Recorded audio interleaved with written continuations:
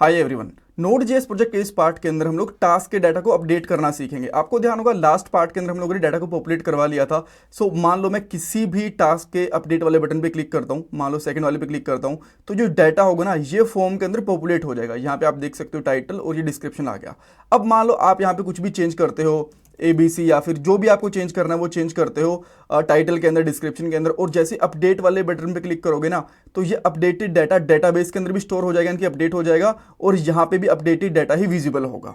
अब इसके लिए क्या क्या करना पड़ेगा? सबसे पहले आपको जो एक्शन है ना टास्क अपडेट वाले फॉर्म का, उसको चेंज करना है, उसको अपडेट करना है। देन हम लोग एक न्यू राउट बनाएंगे डाटा को अपडेट करने के लिए। देन हमें थोड़ा सा कोड करना पड़ेगा और चेक करें कि डाटा प्रॉपर्ली अपडेट हो रहा है कि नहीं हो रहा MySQL डेटाबेस के अंदर।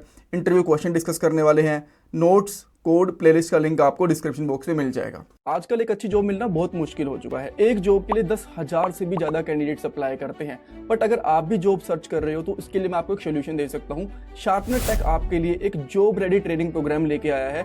इसके अंदर आपको बेसिक से लेकर एडवांस तक ट्रेनिंग मिलेगी, प्रोजेक्ट्स करने को मिलेंगे, मॉक इंटरव्यूज, रिज्यूमे में हेल्प, बहुत कुछ मिलेगा। और उसके बाद आपका कंपनीज में इंटरव्यूज भी करवाया जाएगा। और सबसे सही चीज ये है कि आपको पेमेंट जॉब लगने के बाद करनी है, और अगर आपकी जॉब कहीं और से लगती है तो आपको पेमेंट करने की जरूरत भी नहीं है। सो डिस्क्रिप्शन बॉक्स में मैंने लिंक प्रोवाइड करवा दिया है, वहां पे आपको नाम और आपका नंबर ऐड करना है। देन हमारी तरफ से आपको कॉल आएगा और बाकी की डिटेल्स आप वहां पे पूछ सकते हो। So check out the description box. तो अब हम लोग कोड पे चलते हैं और सबसे पहले मैं जाऊंगा update.egs वाली फाइल के अंदर। यहाँ पे एक्शन को अपडेट करना है। अभी के लिए जो एक्शन है ना यहाँ पे, यानी कि जहाँ पे भी हमारा फॉर्म सबमिट होगा वो अपडेट वाला URL है। यहाँ पे पता ही नहीं चल रहा कि कौन से वाला टास्क हमें अपडेट करना है। तो इसके लिए यहाँ पे हमें ID पास करनी पड़ेगी। तो मैं यहाँ पे लिखूंगा स्लैश, देन यहाँ पे EGS वाली ब्रेसिस इक्वल टू लगाना पड़ेगा, और यहाँ पे लगा देंगे हम लोग result._id।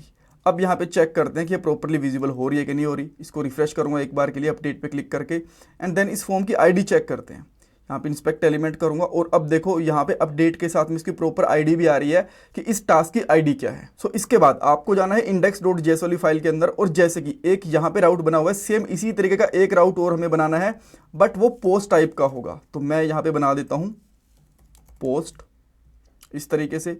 देन आपको यहाँ पे डाटा को अपडेट करना है, और अपडेट करने के लिए हमें दो चीज़ चाहिए होती हैं। एक चाहिए होता है हमें हमारा फिल्टर, तो यहाँ पे फिल्टर कॉन्स्टेंट लूँगा, इसके अंदर अभी जो भी लिखना है मैं लिखूँगा। देन एक कॉन्स्टेंट हमें और चाहिए होता है जिसके अंदर हमें डाटा का सेट डालना होता है, अपडेटेड डाटा, इस तरीके से लिख दूंगा मैं यहाँ पे, ठीक है। सो फिल्टर के अंदर हमें बेसिकली बताना होता है कि हमारी कंडीशन क्या होती है, और अपडेटेड डाटा के अंदर जो डाटा हमें अपडेट करना है वो रखना होता है। तो बेसिकली हमारी यहाँ पे कंडीशन रहने वाली है _ID, ये रहेगी, और न्यू ऑब्जेक्ट ID, ये MongoDB की ID होती है। जो नॉर्मल हम लोग यहाँ पे स्ट्रिंग में डाटा पास करते हैं ना URL से, ये वाला जो डाटा होता है बेसिकली इसको कन्वर्ट कर देती है MongoDB वाली ऑब्जेक्ट ID के अंदर, राइट।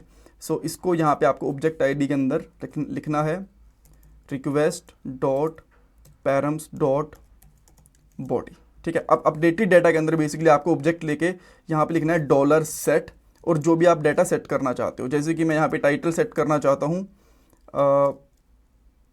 request.body.title, एंड डिस्क्रिप्शन मैं यहाँ पे सेट करना चाहता हूँ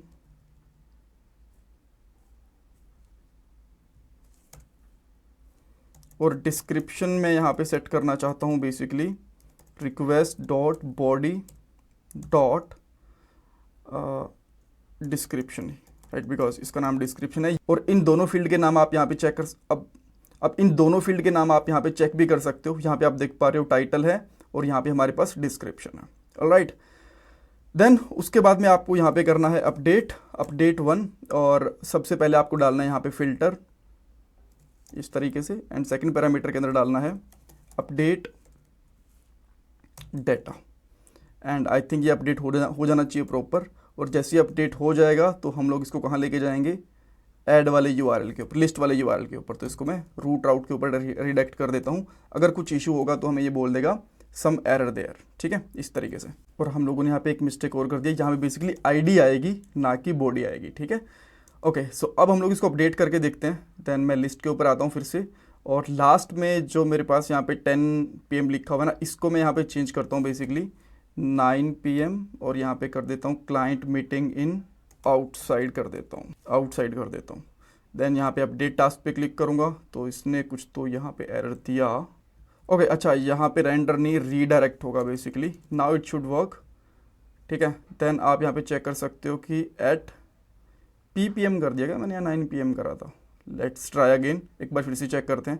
मैं यहाँ पे इसको फिर से 9 PM कर देता हूँ इस तरीके से, एंड इन अगेन ऑफिस कर देता हूँ चेक करने के लिए अपलोड प्रॉपरली हो रहा है कि नहीं हो रहा। अब देख सकते हो 9 PM और ऑफिस प्रॉपरली अपडेट हो गया।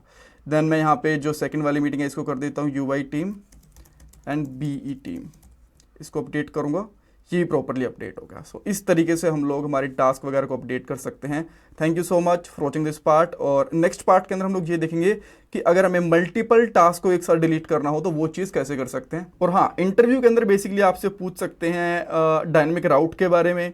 देन जब आप लोग डाटा अपडेट करते हो तो उसके लिए क्या क्वेरी बनती है, तो आप बताओगे फिल्टर एंड अपडेटेड डाटा, दो चीज़ें आपको बनानी होती हैं।